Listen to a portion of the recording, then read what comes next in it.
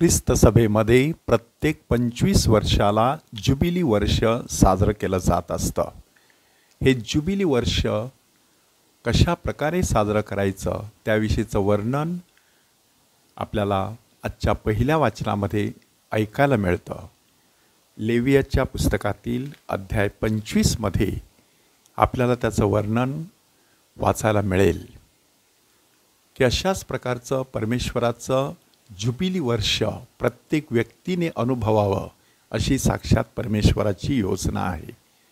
ह्या ज्युबिली वर्षाची काही वैशिष्ट्ये होती की ह्या वर्षामध्ये मुक्तीची घोषणा करायची, म्हणजे गुलामांना मुक्त करायचं, कर्जे माफ करायची, आपली जमीन जी आहे त्या जमिनीला विश्रांती द्यायची आणि अशा प्रकारे ते ज्युबिली वर्ष साजरं करायचं.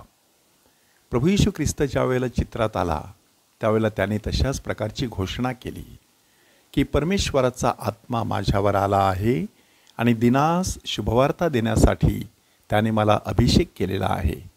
परमेश्वराच्या कृपा प्रसादाच्या वर्षाची घोषणा करण्यासाठी त्याने मला पाठवलेला आहे. हेच कृपा प्रसादाचं वर्ष म्हणजे प्रभू येशू ख्रिस्ताचं आगमन, की त्याच्या आगमनाने खऱ्या अर्थाने माणसाला पापांपासून मुक्ती मिळणार होती. ते खऱ्या अर्थाने ज्युबिली वर्ष असणार होतं. सध्या ख्रिस्त सभा ज्युबिली वर्षामध्ये आहे. ज्युबिली वर्षाची प्रार्थना देखील आपण देवळामध्ये करत असतो आणि ह्या ज्युबिली वर्षामध्ये आपण काही चांगल्या गोष्टी कराव्यात अशा प्रकारची परमेश्वराची आपल्याकडून अपेक्षा आहे.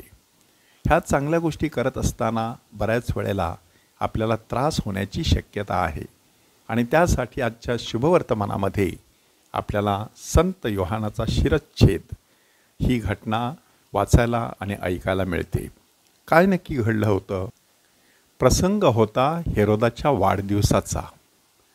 मोठे मोठे सरदार दरकदार त्या ठिकाणी जमा झालेले आणि त्या सर्वांचं मनोरंजन करण्यासाठी हेरोदियाची मुलगी सलोमी ही चांगल्या प्रकारचं नाच करते, सर्वांना खुश करते.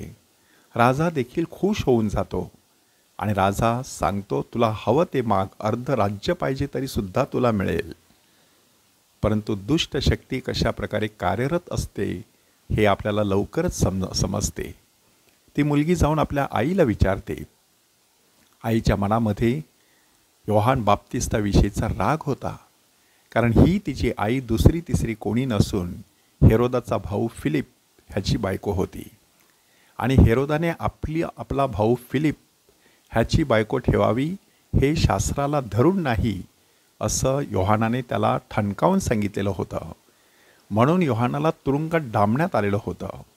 आता त्याचा काटा काढण्याची संधी हेरोदियाच्या हातात आलेली होती. ती संधी ती थोडीच सोडणार?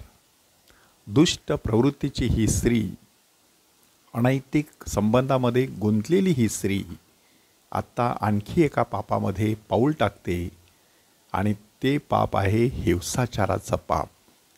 कशा प्रकारे माणूस एक चूक लपवण्यासाठी दुसरी चूक करत असतो ह्याचं हे उत्तम उदाहरण आहे. मात्र दुर्दैवाने त्याचा बळी जात असतो आपल्या निष्पाप अशा व्यक्तींचा.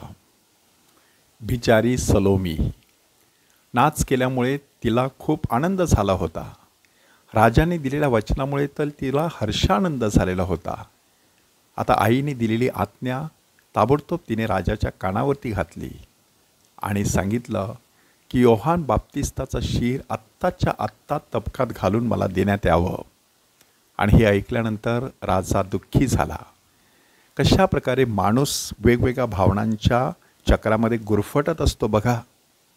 एकीकडे योहान बाप्तिस्ता हा संदेष्टा आहे हे मान्य करणारा योहान त्याला घाबरत होता, तर दुसरीकडे आता आपल्या पत्नीने मागणी केलेली आहे म्हणून तिलाही घाबरत होता.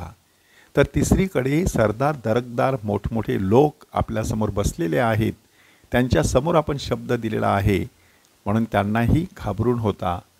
अशा पार्श्वभूमीवरती त्याने आदेश दिला आणि योहानाचं शीर धडापासून वेगळं करण्यात आलं.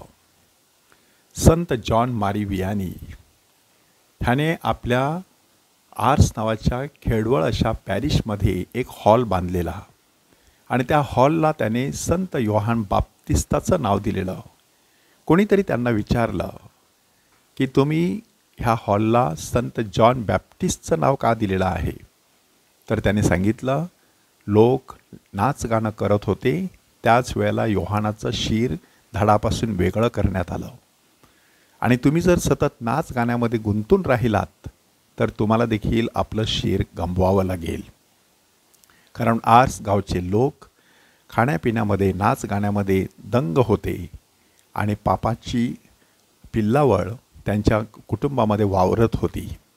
संत योहान बाप्तिस्ताच्या नावाने बांधलेल्या हा हॉलमध्ये बऱ्याच वेळेला संत जॉन मारी वियानी लोकांचे कन्फेशन ऐकायला बसायचे आणि तिथे बऱ्याच लोकांचं परिवर्तन झालेलं आहे.